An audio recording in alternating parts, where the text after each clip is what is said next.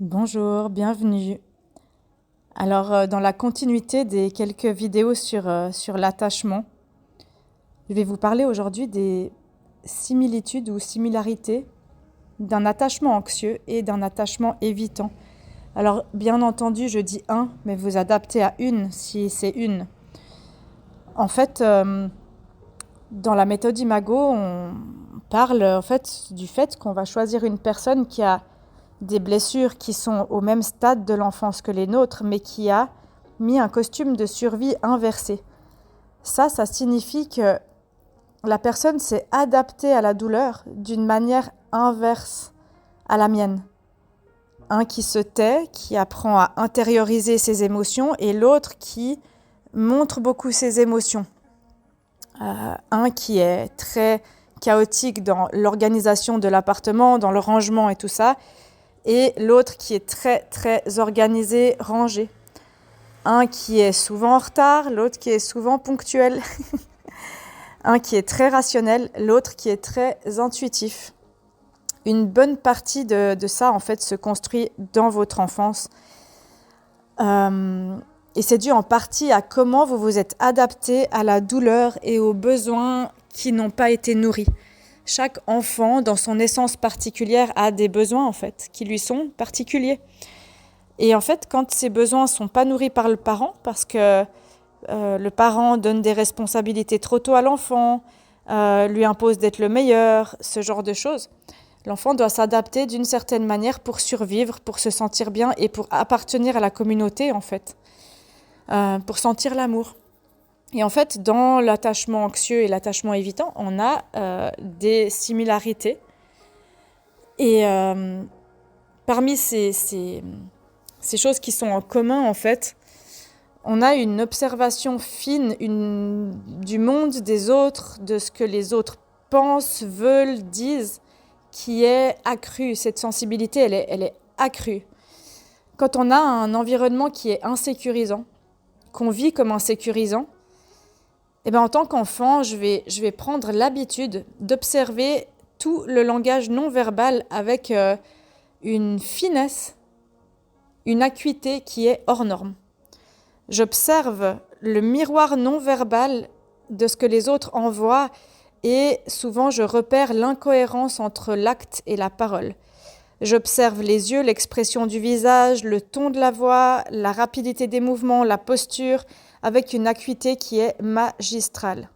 En fait, il en va de ma survie psychologique, physique, émotionnelle. Et c'est pour ça que j'ai l'habitude de sortir de moi pour analyser les autres en permanence.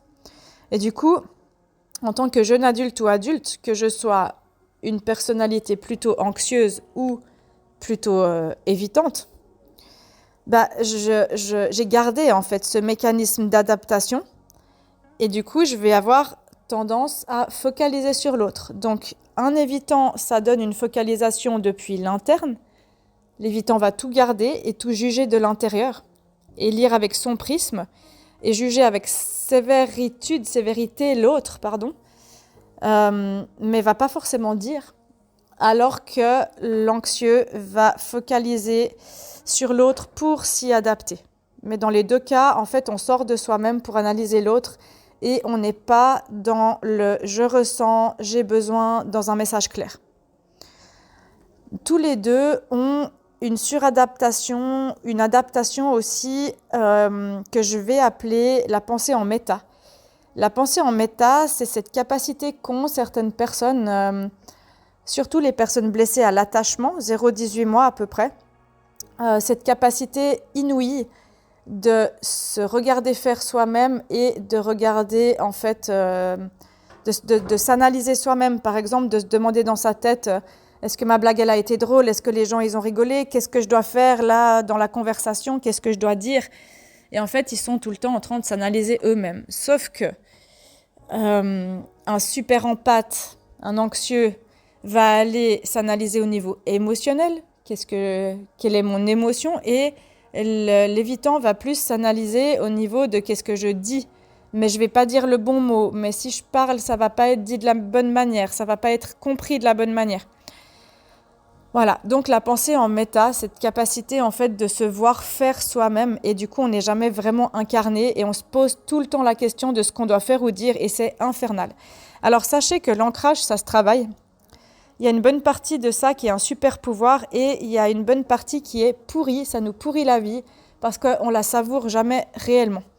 Et du coup, ça se travaille avec des exercices corporels, avec de l'ancrage, de lâcher la tête, d'apprendre à être, tout simplement. Et à moins être dans l'analyse de ce qu'on doit être. Ok ? On a un autre trait qui est commun, c'est la fuite. En imago, on travaille beaucoup les fuites. Quand on parle de fuite, on parle de tout ce que je vais créer consciemment et inconsciemment pour ne pas être en lien avec l'autre. Quand je suis tout le temps en train de focaliser ça pour les anxieux sur ce que l'autre fait ou fait pas, je me fuis moi-même. Et quand on parle de fuite, on pense au retrait, au silence, mais en fait, c'est pas ça.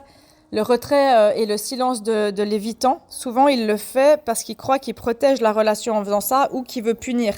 Et ça lui active de la dopamine. C'est pas toujours conscient. Mais l'anxieux, il va fuir aussi. Il va se noyer dans un suractiviste intérieur qui est énorme. Et ça, j'ai fait des vidéos au début de la chaîne là-dessus. Il va s'occuper des autres tout le temps, il va faire semblant que tout va bien, il va se suradapter, il va tout le temps actif. Et c'est pour ça qu'on retrouve chez les neuroatypiques la plupart du temps un TDAH avec un TSA. La blessure dessous est la même, mais l'adaptation n'est pas du tout la même. Donc, je vous donne juste un tout petit exemple au passage de ça, parce que j'en vois beaucoup avec lesquels je travaille et je me reconnais là-dedans aussi. C'est que le TSA va fixer avec ses yeux, avec un visage statue, un still face, et le TDAH ne peut pas rester dans la vulnérabilité quand quelqu'un le fixe en face. Et ça, c'est non-verbal, c'est une activation non-verbale. Si vous vous reconnaissez dans cette danse, vous allez vous marrer. Donc l'anxieux fuit aussi.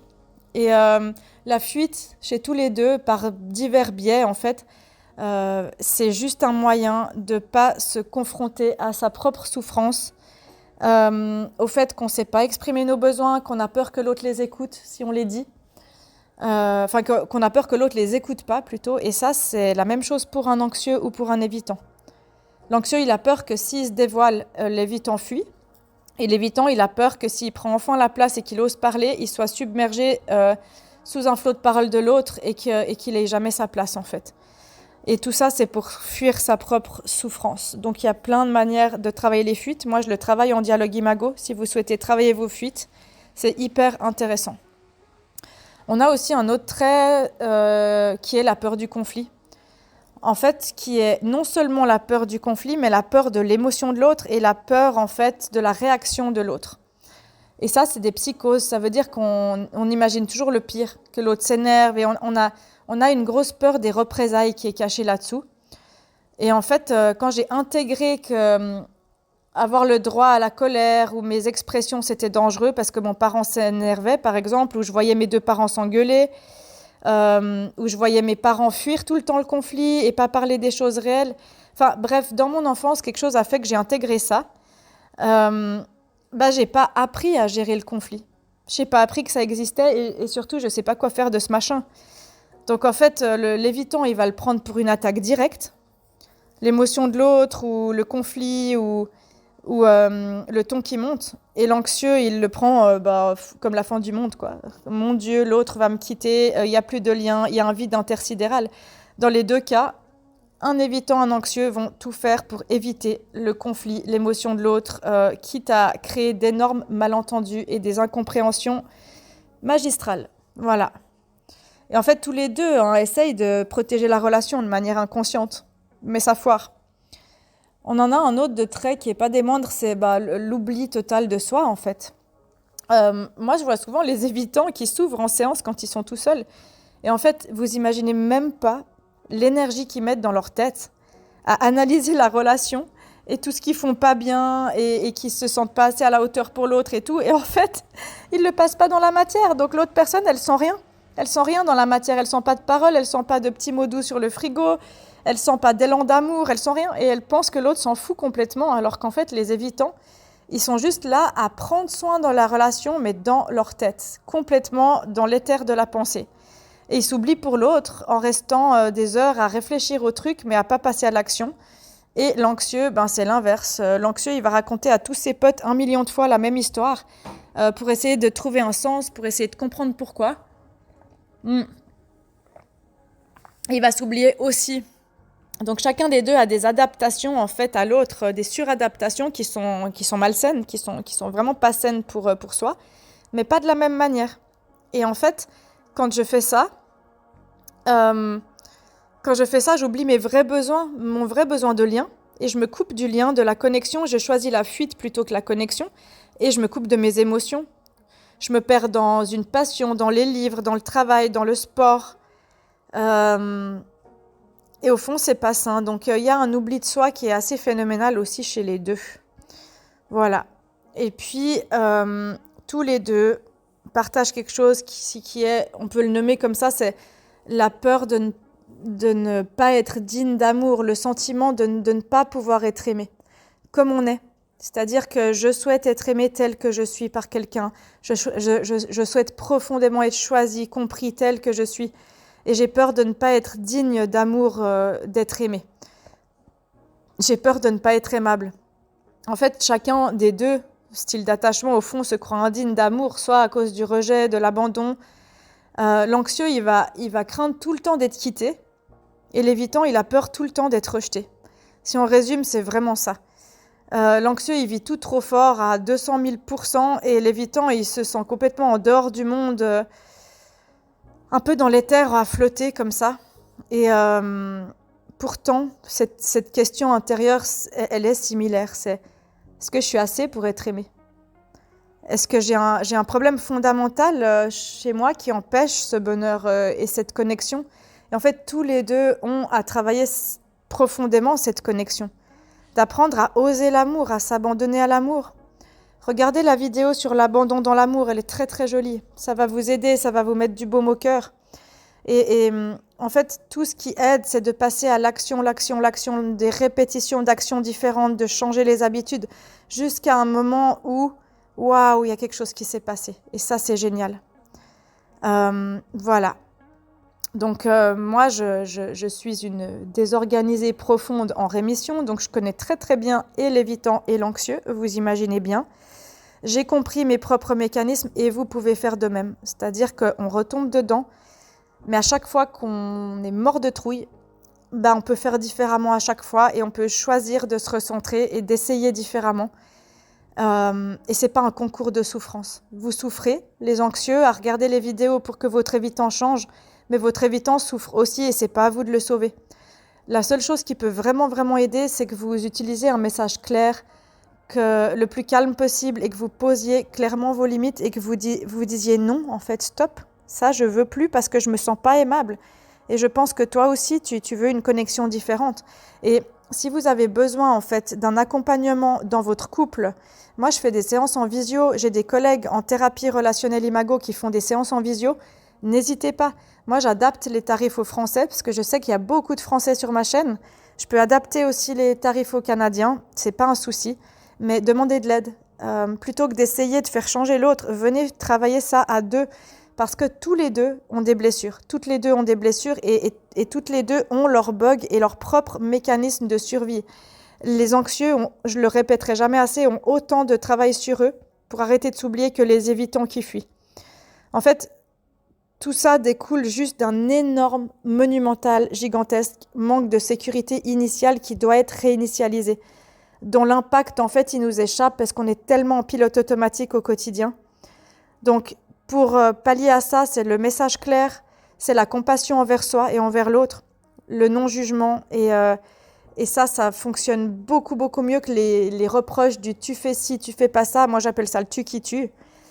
Et en fait, il faut comprendre une chose, c'est que pourquoi la plupart des anxieux se mettent avec un évitant et inversement, c'est parce que c'est les deux faces d'une même pièce. En fait, on met ça en opposition, mais c'est la même souffrance qui se cache dessous et qui se rejoint et qui a le même questionnement sur l'amour. Est-ce que je vais être aimable ? Est-ce que je peux être choisie telle que je suis ?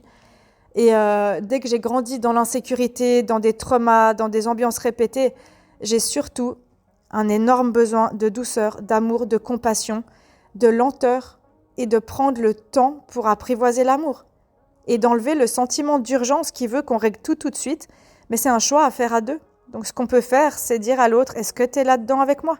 Est-ce qu'on va faire un stage imago? Est-ce qu'on va prendre soin de nos mécanismes ensemble et faire une super équipe pour grandir ensemble et pour apprendre à sentir l'amour?